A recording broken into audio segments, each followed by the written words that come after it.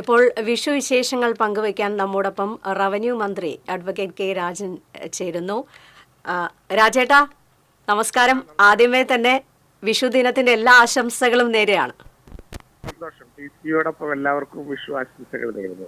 തീർച്ചയായിട്ടും ഒരു ജനപ്രതിനിധിയാണ്, അതിലുപരിയായി സംസ്ഥാനത്തിന്റെ ഒരു മന്ത്രിയാണ്. തിരക്കുകൾ ഉണ്ടാവും, തീർക്കേണ്ട ഒരുപാട് വർക്കുകളും ജോലികളും ഒക്കെ ഉണ്ടാകും. എങ്കിലും വിഷു എന്ന് പറയുമ്പോൾ നമ്മൾ മലയാളികളെ സംബന്ധിച്ചിടത്തോളം അതൊരു ആഘോഷത്തിന്റെ, ഒരു സ്നേഹത്തിന്റെ, സന്തോഷം പങ്കുവയ്ക്കലിന്റെ ഒക്കെ ഒരു ദിവസമാണ്. അപ്പം വിഷു എന്ന് പറയുമ്പോൾ പെട്ടെന്ന് രാജേട്ടന് ഓർമ്മ വരുന്ന ഒരു നല്ല അനുഭവം അല്ലെങ്കിൽ ഓർമ്മ എന്താണ്? വിഷു എപ്പോഴും ഗൃഹാതുരത്വത്തിന്റെ വലിയ സന്തോഷം പകരുന്ന ഒരു അനുഭവമാണ്. കാരണം ഒരു സമ്പന്നമായിട്ടുള്ള ഒരു ബാല്യകാലം, മറ്റ് തിരക്കുകളൊന്നും ഇല്ലാത്ത വിധത്തിൽ ആഘോഷങ്ങൾക്ക് വേണ്ടി മാറ്റിവെക്കപ്പെട്ട ഒരു ബാല്യകാലമായിരിക്കുമ്പോഴും മലയാളികളുടെ ഓർമ്മകളിൽ നിറയുന്ന ഒന്ന്.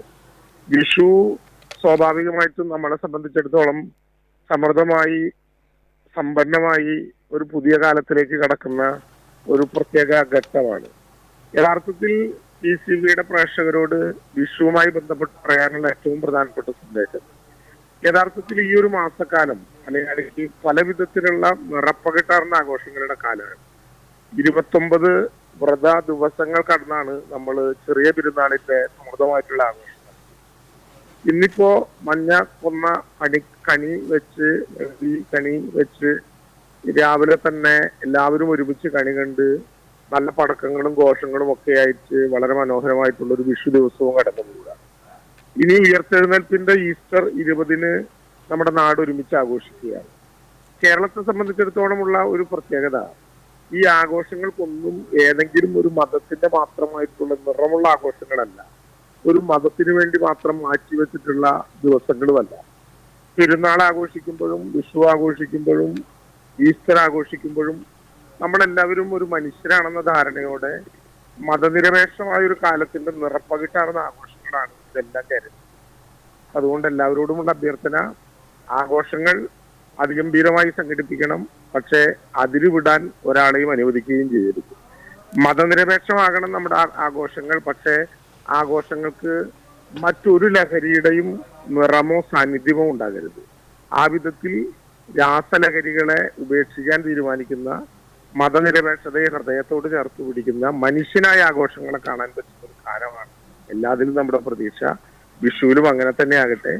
നേരത്തെ പറഞ്ഞതുപോലെ നല്ല ഒരു വിഷുക്കാലമാണ് മനസ്സിലിപ്പോഴും നിറഞ്ഞു നിൽക്കുന്നത്. തൊടുകളിലൂടെ ഓടിക്കളിക്കുന്ന പടക്കങ്ങളും കമ്പിത്തിരിയും മത്താപ്പും തലച്ചക്രവും മേശപ്പൂവും ഒക്കെയായി അവരവരുടെ വീട്ടിലെ ആഘോഷങ്ങൾക്ക് പണ്ടും വലിയ പണമോ മേടിക്കാനുള്ള സമ്പാദ്യമോ ഉണ്ടാകാറില്ല. ചെറിയ വിഷു കൈനീട്ടങ്ങളൊക്കെ അതിനു വേണ്ടി മാറ്റിവെക്കുകയാണ് പതിവ്. പക്ഷെ എല്ലാവരുടെ തൊടികളിൽ നടക്കുന്ന പൊട്ടുന്ന മുഴുവൻ പടക്കങ്ങളും കത്തുന്ന മുഴുവൻ മേശപ്പൂകളും തിരിച്ചു പിടിച്ച് ഓടിക്കളിക്കുന്ന മുഴുവൻ പൂത്തിരികളും നമ്മുടെ കൂടിയാണെന്ന് സങ്കല്പിച്ചൊരു ബാല്യകാലത്തില് ആവശ്യമായതെല്ലാം പണമില്ലാതെ തന്നെ പൊട്ടിക്കൊണ്ടിരിക്കും. അത് തന്നെയാണ് വിഷുവിന്റെ ഏറ്റവും സന്തോഷകരമായിട്ടുള്ള ഓർമ്മ. തീർച്ചയായിട്ടും.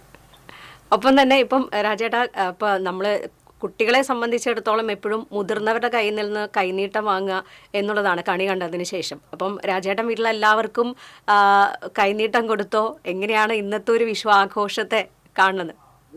അത് ജീവിതത്തിന്റെ ഒരു ശീലമാണ് വിഷു കൈനീട്ടം. കുട്ടികളായിരിക്കുമ്പോൾ മേടിക്കാനുള്ള വ്യഗ്രതയാണ്. കുറച്ചുകൂടി മുതിർന്നപ്പോ താഴെയുള്ളവർക്ക് കൊടുക്കേണ്ട ഉത്തരവാദിത്തമാണ്. അതിന്റെ തുകയല്ല പ്രശ്നം. അത് ഒരു കല്ലനാണെങ്കിലും കൊടുക്കുന്ന ഒരു നാണയത്തൊട്ടാണെങ്കിലും കൈമാറുന്നതിന്റെ ഒരു സന്തോഷമുള്ള ദിവസമാണ് വിഷു. കൈനീട്ടം ഏറ്റവും പ്രധാനപ്പെട്ടതാണ്. അപ്പോ അത് കാണുന്നവർക്ക് കൊടുക്കുകയും കിട്ടുന്നവരിൽ നിന്ന് മേടിക്കുകയും ഒക്കെ ചെയ്യുന്നതിന്റെ ആഹ്ലാദം തീർച്ചയായിട്ടും വിഷുവിൽ ഏറ്റവും മനോഹരമായിട്ടുള്ള ഒരു കാര്യം തന്നെയാണ്. അത് പിന്നെ സാധാരണ നിലയിൽ അങ്ങനെ നടക്കും. പിന്നെങ്ങനെയാണ്, തിരക്കിലാണോ അതോ വീട്ടിൽ തന്നെ വിഷു ആഘോഷത്തിന്റെ തിരക്കിലാണോ?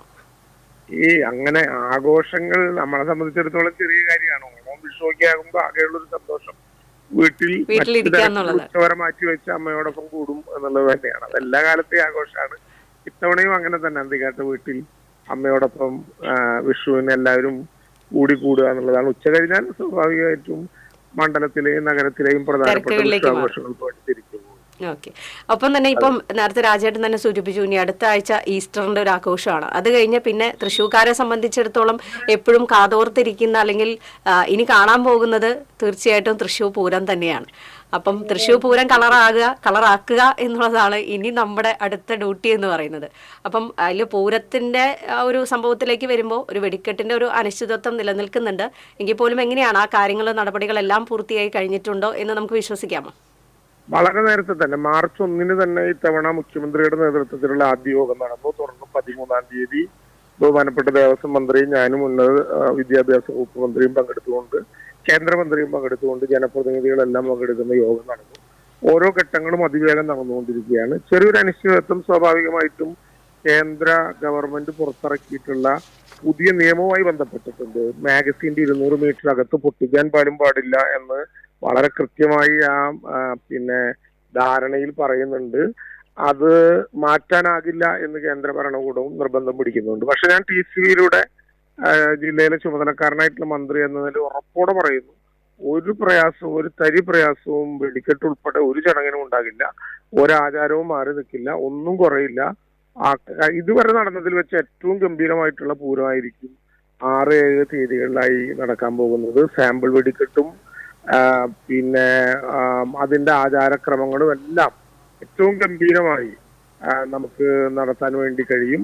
പൂര വിളംബരത്തോടെ ആരംഭിക്കുന്ന 36 മണിക്കൂർ നീണ്ട പിന്നെ നമ്മുടെ പൂരാഘോഷങ്ങൾ കളറായി ഏറ്റവും കൂടുതൽ ജനങ്ങളെ സ്വീകരിച്ചുകൊണ്ട് കളറായി അതിഗംഭീരമായി നമ്മൾ ഒരുമിച്ച് ഏതെങ്കിലും രാഷ്ട്രീയത്തിന്റെയോ മതത്തിന്റെയോ ഒന്നും വ്യത്യാസമില്ലാതെ തൃശ്ശൂർ പൂരം നമ്മൾ കലക്കും. അതിൽ വേറെ ഒരു പേടിയും പേടിക്കേണ്ടതില്ല. തൃശ്ശൂരിന്റെ അഭിമാനമായി അത് നടക്കും. എല്ലാ കാര്യങ്ങളും ഒരു പേടിയും വേണ്ട.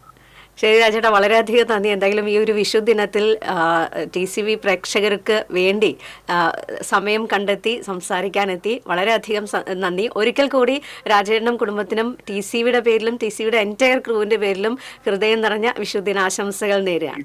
TCV നമ്മുടെ കുടുംബം കൂടിയാണല്ലോ, അതുകൊണ്ട് TCVയിൽ തന്നെ പ്രേക്ഷകരായിട്ടുള്ള മുഴുവൻ പേരോടും സന്തോഷകരമായിട്ടുള്ള വിഷു ആശംസകൾ നേരുന്നു. ശരി. എന്തായാലും രാജേട്ടനാണ്, നമ്മുടെ സംസ്ഥാനത്തിൻ്റെ റവന്യൂ മന്ത്രി അഡ്വക്കേറ്റ് കെ രാജനാണ് വിഷു സന്ദേശം നൽകാനായില്ല, വിഷു ആശംസ നേരാനായി നമ്മോടൊപ്പം ചേർന്നത്.